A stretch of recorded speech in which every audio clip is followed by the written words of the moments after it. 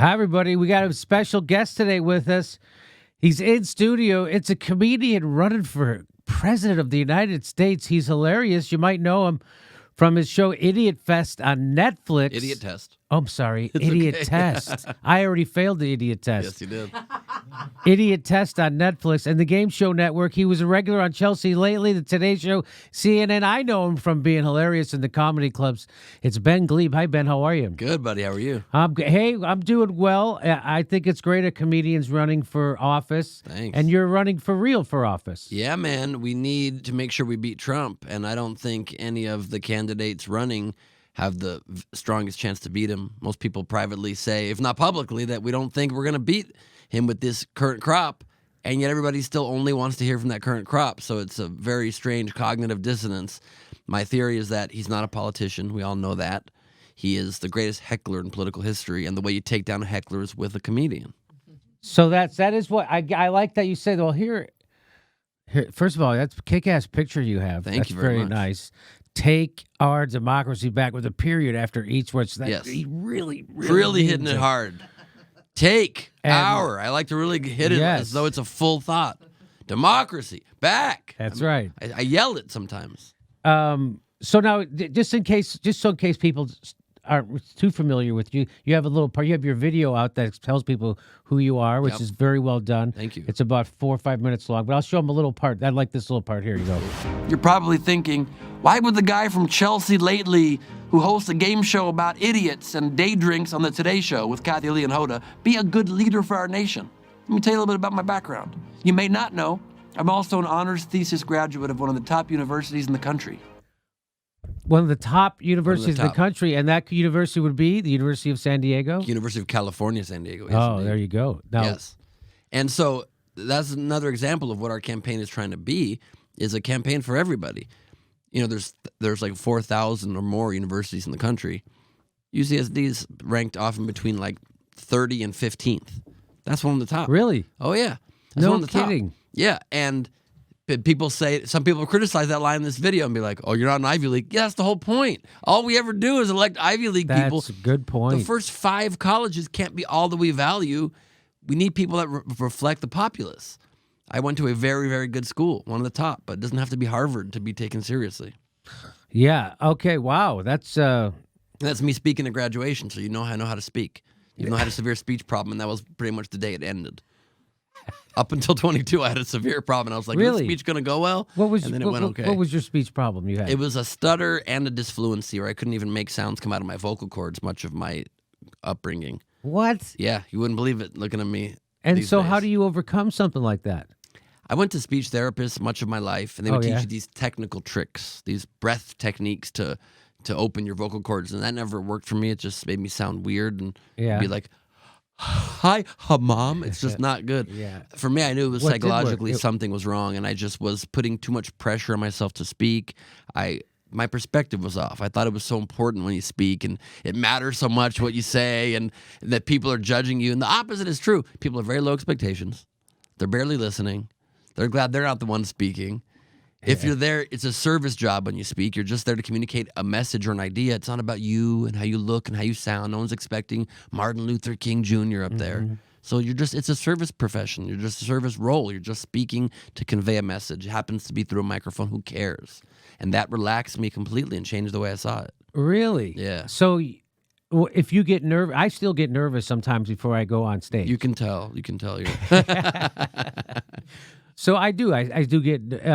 Really? Still do? Really? Oh yeah. Wow. Oh yeah. Well, new venues always make me nervous a little, and especially if I'm not doing it regularly enough, right? So very easily I could go a week or two without doing stand up. That's stupid, and that happens often, and then I'll be nervous. Right.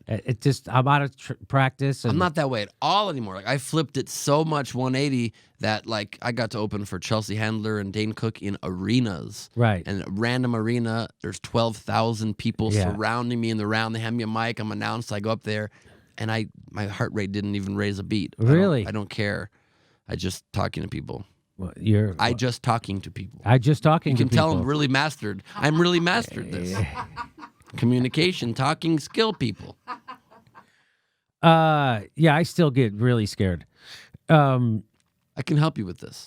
So you think it was just you were just anxious maybe or overly focusing? Why do you think that manifested in your voice? I don't know why it manifested, but I know that it perpetuated the fact that I was just very anxious and I felt like everybody was judging me. I mean, to the point that through all of college, almost all of college, I had to tell even a discussion group leader, like a TA in a group of 15 people, you can never call on me. I have a severe speech problem. Please don't ever call on me.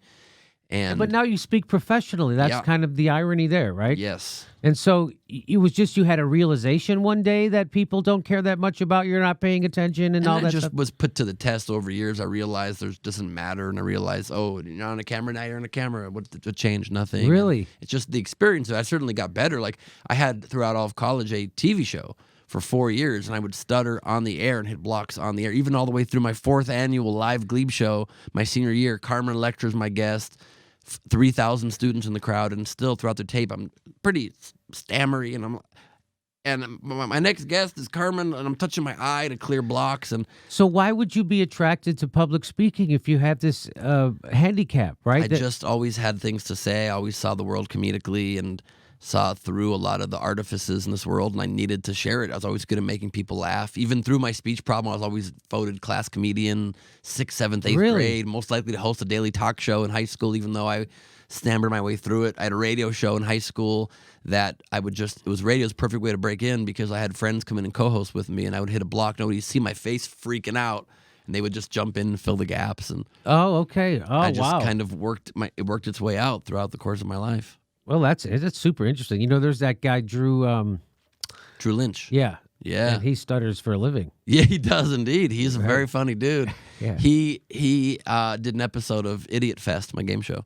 Idiot Test. And he did an episode with Tiffany Haddish. Yeah. And Tiffany Haddish, you know, her big catchphrase is, "She ready?" And so she sang that all episode long, and it comes to round 3, and he's going head-to-head against Tiffany Haddish.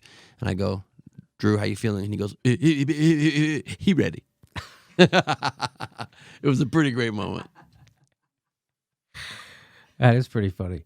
All right, well, let's get to the stuff that well, here's your let's go to this is what I got off your website. Yeah. So let's talk about this stuff. Please. So the first 3 things on your website are Anti-Corruption Act banning lobbyist money. Correct. So you say every crisis we face is not truly addressed because money from big business funds political campaigns, corrupting all of our government.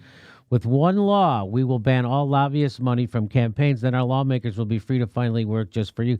So that's, a lot of people say that. Everybody wants to say that.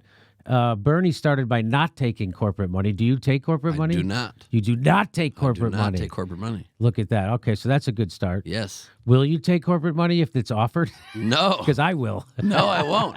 I will in my comedy career. There's nothing wrong with corporations. That's part of it's a huge part of what makes the engine of our country run. Right. But it should not influence our politics. And some people confuse it and say, are you saying ban lobbyists? No. There should be lobbyists. They just shouldn't be able to also donate to campaigns. You choose one path or the other. If your job is to influence policy, you should not also be funding the policymakers. That's called bribery. It's called bribery. In any other context, that's called a bribe. In any common sense country, it's called bribery. Yeah. And so that's one of many anti-corruption measures we need. It's that. We need to ban dark money. We need to immediately disclose where money comes from. We need to... So everybody seems to be against all this stuff, but nobody's kind of doing a goddamn thing about it. Isn't that funny? It totally is funny and sad at the same time. And I like Bernie's messaging, and he's been on message for many decades, but he hasn't changed these things. So I feel like you need a class to come in that is going to pledge to do these things as the crux of their whole message. Because if you don't, and then pledge to institute term limits and to also not run for re-election after 2 terms if you're in the Senate, or 4 or 5 terms if you're in Congress, you're out of there after 10 or 12 years. And so I think, for example, it's so great that Jane Fonda's doing this climate strike thing where she's getting arrested with other celebrities every Friday. About 1 month to the day before she first got arrested, I was arrested in D.C. on the Capitol steps in the exact same spot she did. The video of hers that went viral, you saw on every news station, of her being pulled off the steps, taken behind a police van and arrested. I have the exact video of myself. Mine got no coverage, of course, because I'm not Jane Fonda level famous. But I was there protesting corruption. I was there protesting along with Democracy 911 and Ronaldo Pearson, who marched 730 miles from Atlanta to D.C., protesting corruption, getting the money out. And he spoke at the climate march days earlier on the last legs of his walk, and I joined him for the last mile. We both got arrested together. And the whole premise of what Represent Us and Democracy 911 are pushing, that I completely endorse, is that the climate strike won't be effective either. We won't be able to attack any of the core causes of any of our problems if we don't get the money out, because that's the only reason, if common sense dictates it, that we're not tackling what is in the interest of the populace, is that the money of our system and all of these campaigns is being funded by the coal lobbies, the fossil fuel industry, the healthcare industry, the gun lobbies. And so if you don't get the money out, you can't attack the core of all of it. So climate strike won't be effective. We won't be able to get off fossil fuels if we do not get the money out first. So it's kind of like jumping to step 2, what Jane's doing. It's really great to bring attention, but you're just going to get arrested a bunch of Fridays and nothing's going to change. Get the money out first, and we can very quickly start addressing the real root problems. Yeah, so Aren't I that's hilarious? So that no, so that is that's the we have a captured government, right? Corporate captured. Yeah. And so we live in an oligarchy, and that's been proven with studies, and that it doesn't matter what the bottom 80% of people's, what their will is, it's never reflected back in legislation. Right. A statistically insignificant effect on legislation, what the people want. Yes. So this high and mighty idea of somehow Russia ruined our democracy, it kind of makes me sick when people... really turns my stomach when people pretend that our problems are caused by a foreign country. You know, what the problem is caused by corporations buying our government and screwing over our own. That's the problem, right? Yeah, I mean, all of it's the problem, but Russia is just the cherry on top. It's just the icing, and you can't, if you need to fix the cake that's poison, worrying about the icing is not the major issue for sure. But it does show you the motivations of a lot of these people in power that are even saying, we don't even care if Russia's in there. Why do you think the Democratic Party lost to Donald Trump in the first place?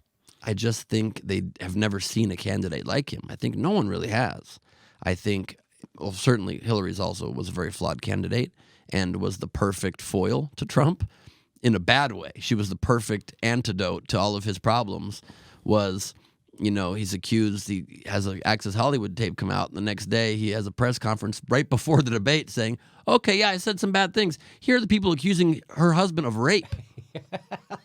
It diffuses very effectively. I said some things. Very effectively, yes. So that was a big problem. But the other thing is that Donald Trump is he's the greatest Teflon Don of all time. Nothing sticks to the guy because he uses comedy and humor and shit-talking and trolling to just rub everything right off of him. And that's why I truly believe in my heart it's not some joke that a comedian might be uniquely suited to beat him. And not that I'm the only guy that could do it. I'm just the only one who's trying to do it.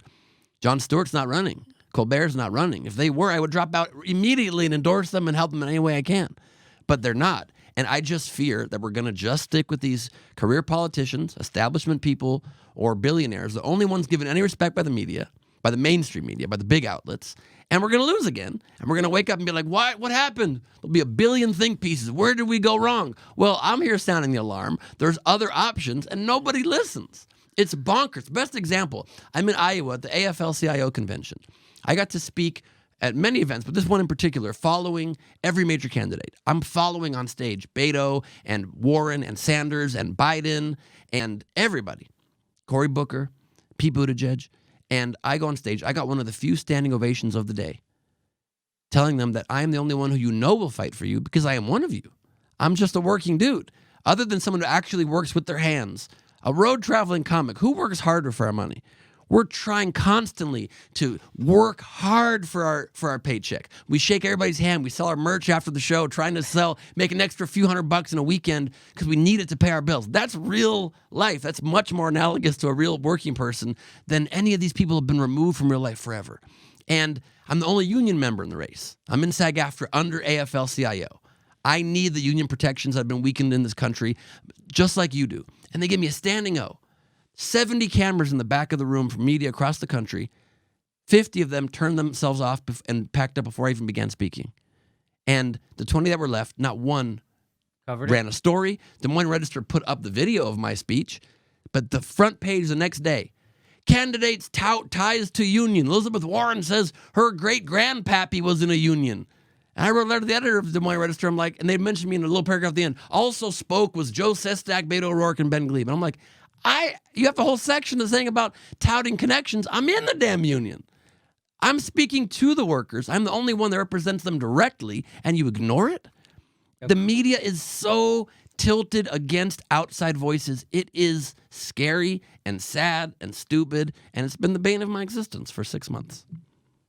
Because you're actually running. You actually raised some money. 17th highest fundraising active Democratic campaign. Actually, today, I think now we're 15th because in the last 24 hours, Bullock and Sestak are out. Oh, yeah? And they were ahead of us in fundraising. So we're 15th of the active campaigns now. And so everybody has like if you can donate at Gleib2020.com. Sorry to cut you off. But no, that's no very problem. Important. We don't have multi-million-dollar political machines So behind you us. really got a standing ovation in Iowa at that thing? Go to YouTube, watch it. Okay, and they didn't cover that. Nobody covered it. Nobody covered it. That's unbelievable. It's unreal, right? It's unreal because I traveled to things like just to show up at these events and my eyes going, did everyone see what the F's happening? And no one else is covering it. Like I went to a caucus at the Paris Hotel in Las Vegas. It was unbelievable chaos. Yeah. And I'm like, no one's going to report on this. So I did, and it's just, so yeah, it's amazing. So when I think of of Bernie Sanders, I think he's running to give us health care, right? When I think of Tulsi Gabbard, she's running to end these regime change wars, right? So when I think of Ben Gleib, what do you want me to think? I'm running to expose how we do not have a voice of regular people ever represented in our campaigns for president, in the top echelons of our power. I'm running to let you know that if you really want to beat Trump, you have to take into account how to beat this anomaly. And that's not going to be running a normal campaign. It's going to be trying to diffuse his particular skills. And it's about getting the corruption out of our government to finally represent us. So you think the key to your candidacy is that you are, in fact, a comedian. And the thing that we have to put up against Trump is someone who can tactically take him down. Yes, exactly right. No one's taking strategy into account. And I assure you, if you know my skills like I think you do. I do. You're very clever. Yeah. One-on-one in a debate. Yeah. Is the only way you're going to be able to peel off Trump supporters, to show how small and stupid and lame he really actually is, to be able to really have a litany of his lies prepared. You would definitely outmaneuver him you would definitely make fun of him in a debate. There's no doubt. Every other candidate is going to just stick to their guns and speak stoically and stick to their talking points, and they're going to say it's a tie. They're going to say Trump won.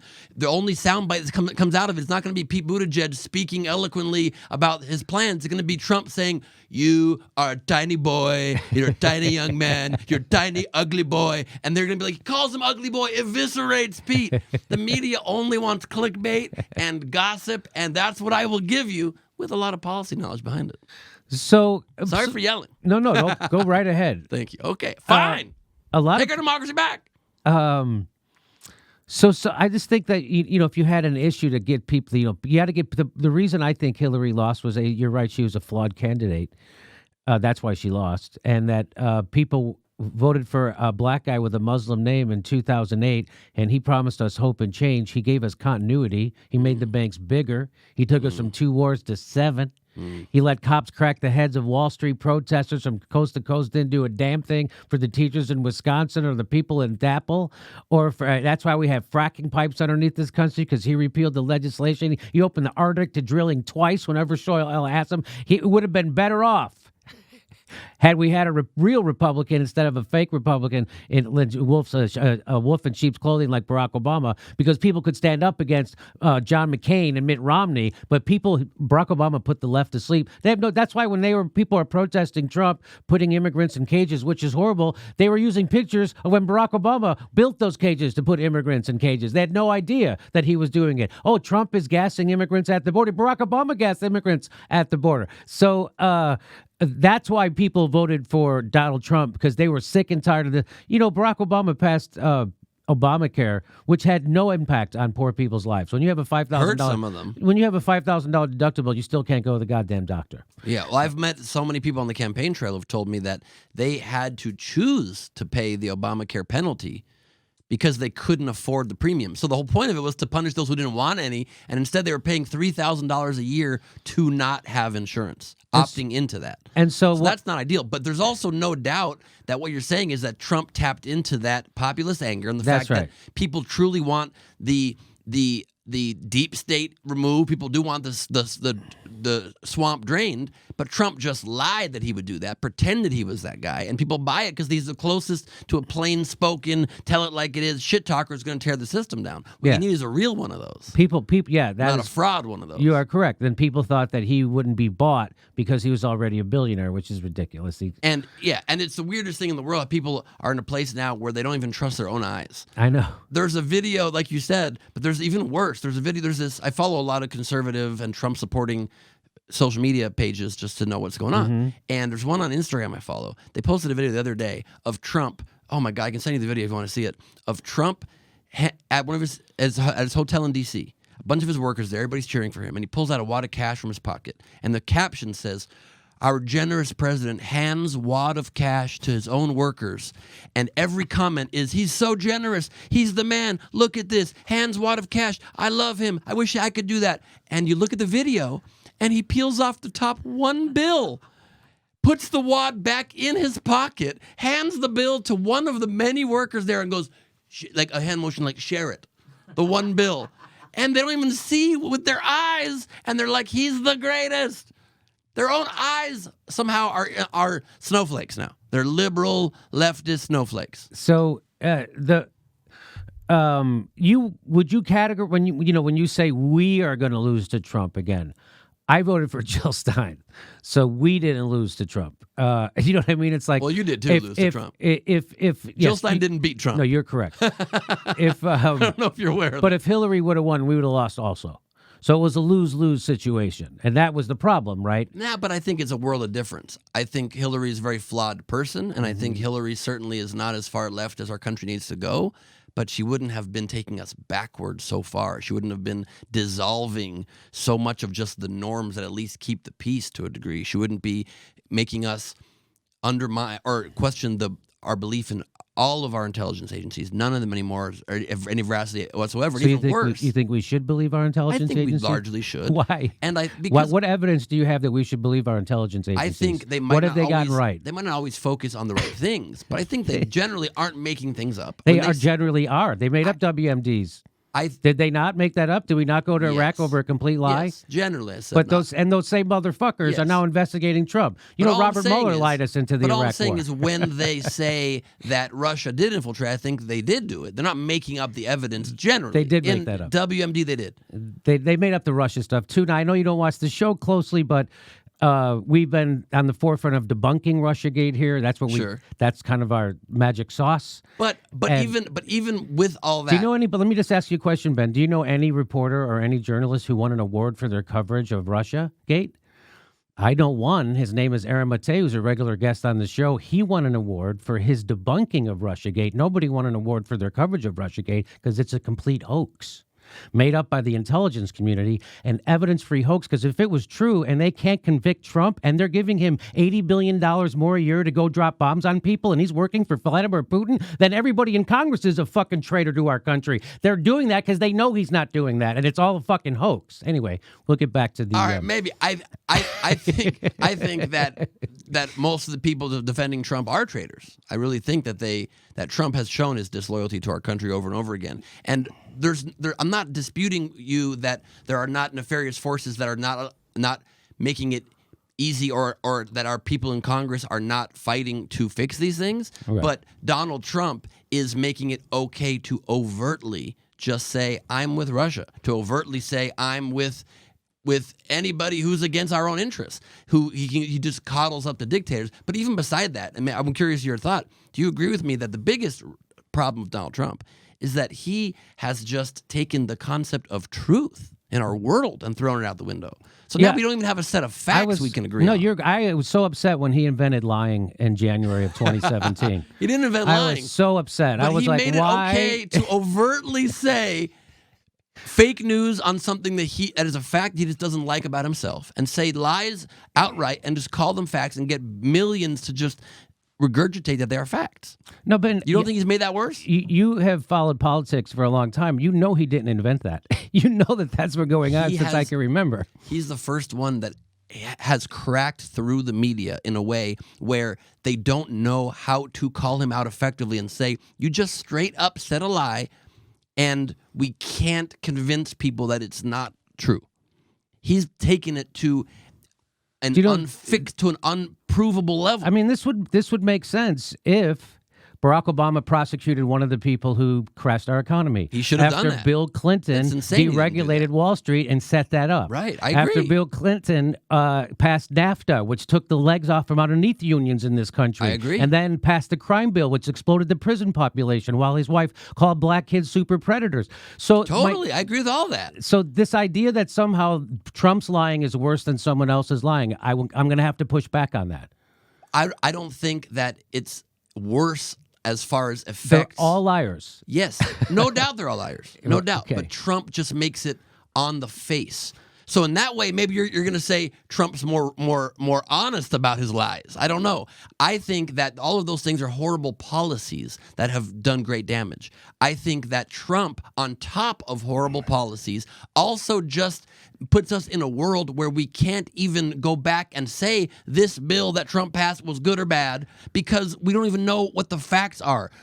He's making up statistics. He's making up. At least back then, they would just brush things under the rug. They wouldn't report them. But now it's all of that plus overt to-your-face lies. I didn't say it when I did.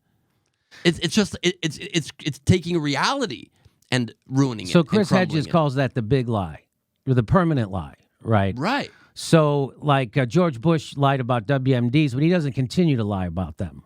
Whereas Trump says, yeah, I had the biggest inaugural crowd Right. ever, and he will continue to. Right. So there is that thing. Right. But what Chris Hedges also says, which I agree with, is that, you know, and what we've been saying at this show since 2015 is that Trump is a symptom of a larger problem, and that Trump is what gets vomited up from a failed democracy. And people are acting like if we get rid of Trump, everything will be better. If Trump wasn't there, we would have had Hillary Clinton. We'd be in war with fucking Russia right now because she wanted to have a no-fly zone over Syria, which would have meant war. Right now, they're lying to us about every goddamn war. They're lying to us about Venezuela. They're lying to us about Bolivia. They're lying to us about Palestine. They're lying to us about Syria, Afghanistan, the Sudan, Libya, and the media goes right along with it. So that's why Tulsi Gabbard is the anti-war voice, and she's getting smeared by everybody for just telling the truth. And I like Tulsi. So to pretend that Trump is a bigger liar than them, I can't go along with that. They're all horrible liars. And right now, a certified torturer and war criminal is the head of our CIA, Gina Haspel, and she certified torturer. And the Democrats voted her in. Anyway, so my point is that, and I think you would agree that the corruption is bipartisan, is my point. Yes, it is, 100%. Yeah. 100%. But I just prefer the analogy of Trump certainly is a symptom. He's not the cause. But I prefer the analogy of what he is a cancer. Trump, yes, there's many things in our environment that are causing cancer. There's many systemic causes that we need to fix to reduce cancer as a problem. But when you find cancer, you have to aggressively cut it out first, or you die, and then we can go and fix it. So to me, we must defeat Trump, and then the next number one priority is a major sweeping anti-corruption bill you're right. to get the money out. You're right. The reason why we got Trump is because our government's completely corrupt, Right. and it's because it's completely bought by corporate money. Right. So people thought that something different, even if it's Yes, this that's monster exactly what crazy happened. liar, is better. And they're wrong, but it's not, you're making Right. the point that he's not much worse. I'm just Right. saying he's next level because he's also, there's no set of reality. So let's get him out. Then we can focus at least in a more civil discourse. Now we need real change. Let's get the money out. We can do it very simply. Even just another thing my campaign talks about is with another one law you could pass that Congress can only vote on one issue at a time. The fact that they obfuscate so strongly, they get so much done, they need to multitask. A do-nothing Congress should not try to multitask. So you vote on one issue at a time, so you can't say, oh, I would have voted for a 9/11 victims compensation bill, but there was a bridge. That's why I didn't vote for it. Right. One thing so we can hold you accountable to your word. And another example of it's so true how our government has never, like you said, had the people in mind. And it's always corporate interest. When we bailed out the banks, I wrote a column about this in Huffington Post many years ago when this was happening, it was being discussed. We bailed out the banks, and all we cared about was saving the banks. With the same amount of money, with not one extra dollar being spent, They could have given all of that bank bailout money to the mortgage holders and made them immediately use that to pay back the mortgages, and you help both at once with the same money. Nobody cared. Houses still got pulled away, mortgages got removed, because you never think about people. And it's because you keep having these corporatist establishment politicians over and over and over again. And as WikiLeaks revealed, Barack Obama's entire cabinet was chosen from an email that came from Citicorp, and which is why he appointed Eric Holder as the guy who was supposed to prosecute Wall Street, because he wasn't going to prosecute Wall Street because he was going to defend Wall Street. He certainly didn't prosecute him. And their plan was to kick people out of their houses, the houses that the banks wanted back, so they could resell. Mm-hmm. And so that was a joke I used to have in my act. I was like, why didn't they just give us the $15 trillion? We'd put it in the bank and they'd get a double. I would say I don't have a joke for that. I really want to know. Why didn't they do it that way? That's just how evil those motherfuckers are. Because if they would have given us the money, like my friend Graham, who lost his house, Graham Elwood, he lost his house. If they would have given him the money, and he wouldn't have lost his house, then the bank couldn't take his house back. Right. So then, because the bank got the double bang for the buck, they got bailed out from the government, plus they got your house. Yeah, exactly. So they're the ones who, boy, that they clean up. Mm-hmm. But anyway, so, we don't agree on all the solutions, but I think it would be great. You're correct that a comedian debating Trump would be able to. Someone like you, someone who's good at that, and debating all the Democrats too. I mean, being on that stage and being able to say, where in your, I said in my AFL-CIO speech, where in the decades that these people have been in power, Biden and Bernie, why have things gotten worse for the middle class and for poor people? Why haven't you seen the change you want? So that's more Biden's fault than Bernie. Bernie's always on the right side of the issue. He just got the Amazon workers their raise and the Disney people. So he did. Yeah, no, but you've got to get your point that he's, if he was going to be able to fix it, why didn't he already? Even Tulsi, who's great and speaks great about it on her social media, gets in the debate and isn't as strong as she is in the social media. Like, you have to get on there and really have your angles prepared and your ways to jump in and ready to dominate that debate and turn it. Go Howard Beals on that shit. You're on a debate live. Go and make sure that you change the narrative. Why is Tulsi allowing them to give her just the 9 minutes of speaking? Why not butt in and say, again, that's a lie. Again, here's what you did wrong to show your true interests. Why play by the rules if you're trying to break the rules? I will push back on the criticism that Tulsi is not stirring it up enough. She's stirring it up. She's stirring it up a lot. She's certainly. I'm just saying a comic knows how to do it in a way where they're not going to paint her as the evil villain like SNL just did. Yeah. You can do it in a way that's charming and funny and makes people laugh. They did. Can SNL suck any harder?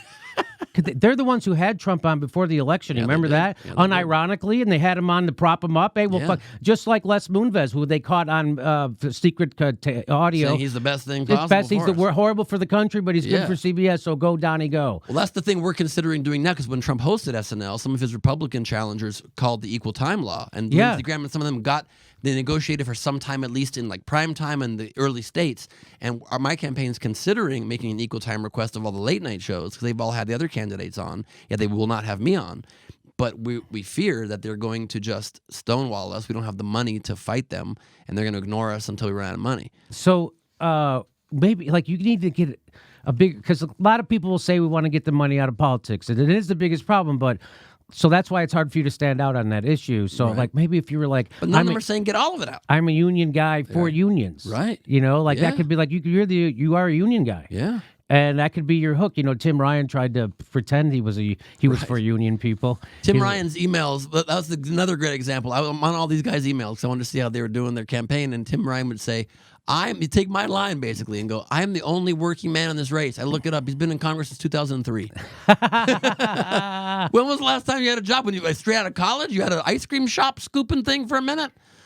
So would you describe yourself as anything politically? Republican, Democrat, progressive, green? What would you describe yourself as? I've never been any party affiliation until recent years, when I had to vote to support Bernie in the primaries, and then I wanted to run in the Democratic Party because I don't want to help Trump get reelected. So I'm a Democrat currently. So you're a Bernie voter. I'm a Bernie voter. I'm a progressive.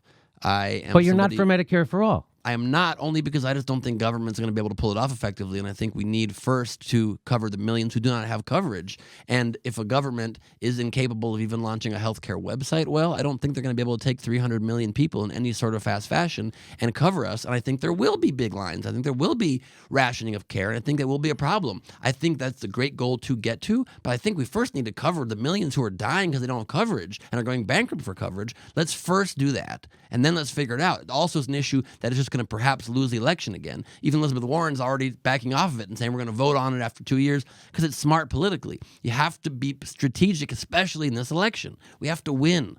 We have to have positions that will not scare people off. We need to be able to peel off some moderates. Yeah. So what lost Hillary Clinton the election was people in Wisconsin and Michigan who voted for Barack Obama twice wouldn't get off the couch to vote for her. And a message like that, like, hey, status quo with your health care. It's not status quo. Is not going to get people off Covering the couch. Everybody that's not covered is not status quo. Okay. How is it status quo? Okay. Actually, finally expand Medicare to cover every single person in the country.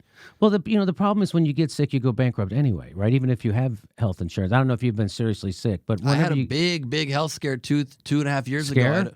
I had to have major surgery. Did you? I had a tumor that would become a very fatal, aggressive cancer in 10 to 15% of the time if you don't get it removed quickly. Really? In my parotid gland, and it was a healthcare nightmare trying to navigate it. But that's another reason why I'm not for Medicare for all, just because choice in America I think is important, and the surgeons that my HMO was assigning me were not going to get the job done like I needed, and I had to have the freedom to seek out a better surgeon. Right. And I was able to seek them out. I was able to make a deal with them. I was able to get other coverage. I was able to pay for better surgeons, and that is what I do not want an outlying of private insurance to do. That's what Bernie's plan does. That's the one other problem with it. I think in America, choice is important. We need to cover everybody. We need to take care of everybody, and that's where I'm absolutely in favor of a socialist approach. But we can't outlaw the ability to choose and to find better fortunes if you need them. It could have killed me, and it could have killed my career. Yeah, but your grandma gets to go to any doctor she wants, right?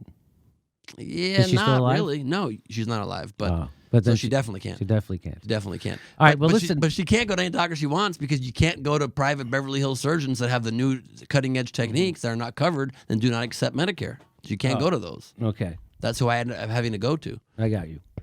All right, well, Ben Gleib, this has been fun, and I hope people should go to your website and check out your entire video. It's very funny. Thank you. It's well done, and it's funny that you're seriously making. Hey, why not start at Congress and then work your way up? Just because I want to stop Trump. I don't have a it's desire Trump. to Okay. be stuck in the broken works. Cory Booker, when I supported his campaign for the Senate 8 years ago, or whatever it was, he said all the things he wanted to do in the Senate. And I said to him, that sounds great. I raised the hand for everybody. I said, but we know you're not going to accomplish that. It's a broken system. It's gummed up works of Congress. You're not going to accomplish these things, so why say it? And he said to me, which I think was very honest and true, that it is a broken system. And these days you can be much more effective as an artist or an activist. So, A, by Cory Booker's own rationale, I'm more qualified to be president than he is. And B, I would rather go back to that world and try to create media that is much more effective at helping our democracy. I created the Telethon for America in November. I'm going to do it in 2020 again and help us create the historic turnout we had in the midterms, even much bigger for this What is general that? election. Tell me about that telethon. Tell me about that. So it was an idea that I had to reinvent the telethon, and we did it back in November. The first telethon in history with the goal of raising $0, and we succeeded, Jimmy. And instead, the goal was to take pledges to vote the next day in the midterms. Oh, okay. And form voting squads to exponentially increase the reach of the vote. Oh, gotcha. And I hosted it with Olivia Munn. I was the head writer, and we got 95 A-list celebrities to come participate in it. We also reversed the telethon, so instead of taking calls, you would pledge on the website. Then we'd give the numbers to the phone bank of celebrities, and they would make calls out randomly. We had like Natalie Portman, Jane Fonda, Chelsea Handler, Amy Schumer, Pete Davidson, Julia Louis-Dreyfus, everybody. We had some of the biggest, Charlize Theron, some of the biggest stars in the world, and just encouraging people, nonpartisan event completely, just go vote. And we're going to do it again in 2020. If my campaign is done, if we don't ascend to the nomination, then that will be our goal, to make it even bigger, make it on TV this year, and make it even bigger, and probably do it as a voter registration telethon. I'm thinking, to make sure more of us register to vote, because you can't really complain if you don't at least try to have a say. Look at that. You can't complain if you don't vote. Yep. All right. George Carlin didn't vote. He didn't always vote, but then he also, in an interview with Bob Costas after the election of George W. Bush, said, I was wrong, that I didn't realize how much worse it could be. All right, Ben Gleib 2020. Go check it out. Thanks for being our guest, buddy. My pleasure. Thanks so much for having me. Come see our live show. We're going to be in Honolulu on December 27th. We'll be in Portland, Oregon, and then we go to Tempe, Arizona, San Jose, California, Sacramento, Miami. Go to jimmydorcomedy.com for a link for all the tickets for all our live shows coming to a town near you, and become a patron or support the Jimmy Dore Show. We give you hours of bonus material every week. Go to jimmydorcomedy.com, become a premium member. Thanks for your support.